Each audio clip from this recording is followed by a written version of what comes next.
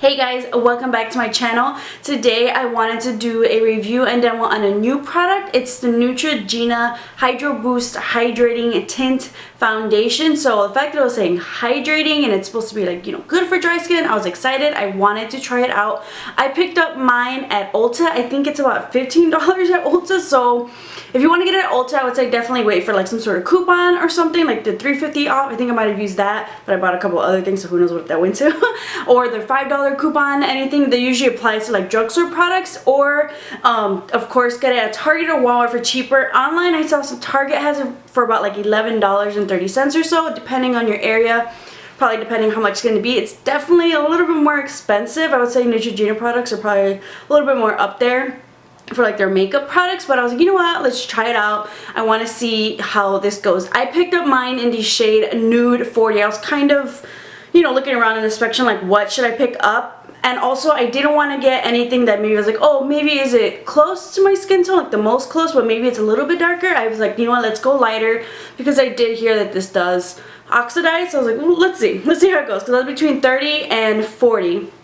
So this foundation, a lot of the claims it's moisturizing and it's plumping, and I would definitely agree with it. I love the way that it feels on my skin. I have dry skin, so that's usually the struggle for me, to find a foundation that's not going to feel like it's drying up, that's, not going to feel like my skin's flaking off. It's weird right now in the Chicago area. It's supposedly spring, but we keep it's like rotating off spring weather, and then it's back to winter, then hey, it's like 70 degrees, now it's going to drop back. So I've been experimenting with several different seasons with this foundation within like a week spectrum.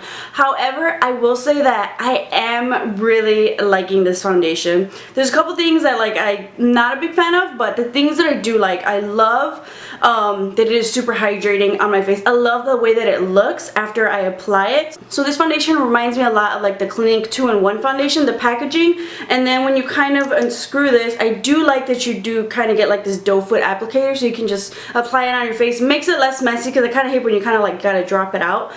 So that was really nice, but this is a really light foundation, lightweight. So depending on what type of coverage you like or what your skin is like, I feel like if you have like no blemishes or anything, you're like just blessed with that perfect skin, or you take really good care of your skin, and you like a really nice light coverage, I think definitely one layer you'll be happy with it. And then depending on the tool that you use, so I've used it with a beauty blender, and then as well as with this Wet n Wild. This is their stippling brush. This is really inexpensive. This is maybe like $3-4 max.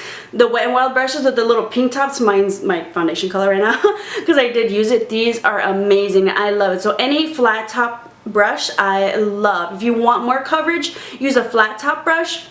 If you want something really light, it's already light, so I like coverage, so I'm going to use the brush. But if you just want to kind of like dab it on with the beauty blender, you can still get that, as well, however you want to apply it. One layer, I think for my skin, it's okay. I prefer like 2 layers. I like a little bit more coverage. Some people might prefer just one.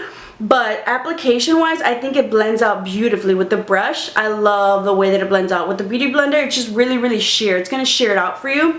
With the brush, you're covering areas around the face. I do have like little blemishes around my face, and I feel like no matter like how many layers I put on, I'd probably take a lot of layers with just the foundation. So with the light foundation like this, I tend myself, because I do have those like areas I want to cover up and conceal a little bit more, I do go in with a little bit more full coverage concealer. Something like the Sonia Kashuk, like this, if you have blemishes around your face and say you don't like wearing heavy foundations, you just kind of want to conceal, and then just do what you got to do with your foundation, I would go in with this type of concealer first, cover your blemishes around your face, and you're good. Like honestly, this combo for someone who doesn't have the perfect skin and you still want to like cover those problem areas, something like a really great pigmented concealer and then this foundation, so you don't have to use too much foundation. I think that's a great little mix that you can do if you have like that great skin and you really just want to kind of even out skin tone and anything. I think this would be great. So depending on what you're feeling like, I think this can really go either way for a lot of different people. You can really like it depending on your skin type. I think the lasting power of this foundation is also really great. This will last you the 8+ hours, whether you're off at work or you're out and about at night. If you start your makeup at like, 5, 6 p.m. and you come home like 2, 3 a.m. Like, I like the way that it looks. I like the way that it feels. I like the way that it just kind of airbrushes as like kind of like the days goes on. I feel like maybe depending on how many layers if you just use one layer, maybe it will fade away a little bit quicker, but I tend to use 2 just coverage wise. But I love the way that this looks on my skin. It's really hard to find foundations that you just love on dry skin. Just the formulation, it looks so hydrated. It doesn't feel like it's, you know, cracking or just like flaking and drying off.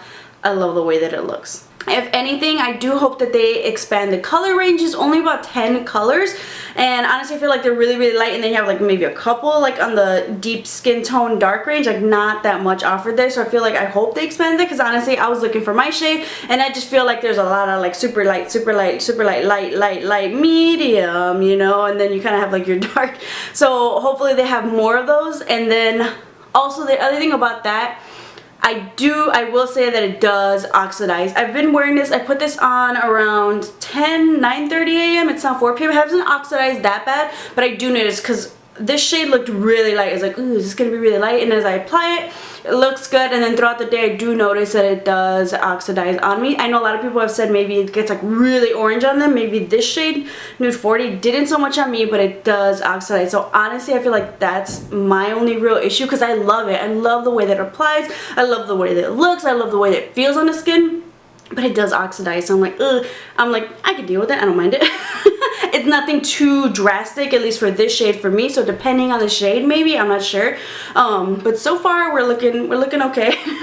But my question is though, maybe should I go a shade down, but it's gonna be too light? Like, am I gonna be 2 different color skin tones throughout the day, like really light, and then I'm gonna get to my skin tone eventually? So that's, but I feel like how drastic of a change it is for you might kind of deter you from purchasing it, keeping it, repurchasing it, or not. If you have tried this and it does oxidize like crazy, like I'm curious to know like what shade you got. Maybe it's just that shade. Maybe it's like as they get more on the tan side. I feel like that might tend to happen a little bit. The only other thing, but it's not an issue for me, is that because it is a more luminous, more hydrating foundation, I did notice the first time when I did use this around my smile lines. I never really kind of noticed that. I just kind of like, they were kind of like creasing a little bit. But honestly, when you're doing it, just make sure you powder on that area and you'll be good. If you don't powder, like I do kind of see that, you know, little prominent smile lines happening there. So if that's an issue for you, I would definitely say try to powder and set that area very, very well. Overall, I do really like this foundation, honestly, other than it oxidizing on me, but I was like, I can kind of deal with it. It's nothing too crazy for me that I'm just like not going to use it anymore. I've used it on several occasions, a lot actually, and that just really tells me that I do really like this foundation. I haven't seen too many reviews of other people using it and seeing how they feel about it, especially, you know, like other like normal or other dry skin people, just here and there. So I'm really curious to know if anybody's tried it and if you've liked it or if you've not liked it, depending on your skin type or the color that you chose, or really got really crazy oxidizing on you. I hope you guys enjoyed that review and demo. Make sure to subscribe to keep up with some more videos, and I'll see you guys next time.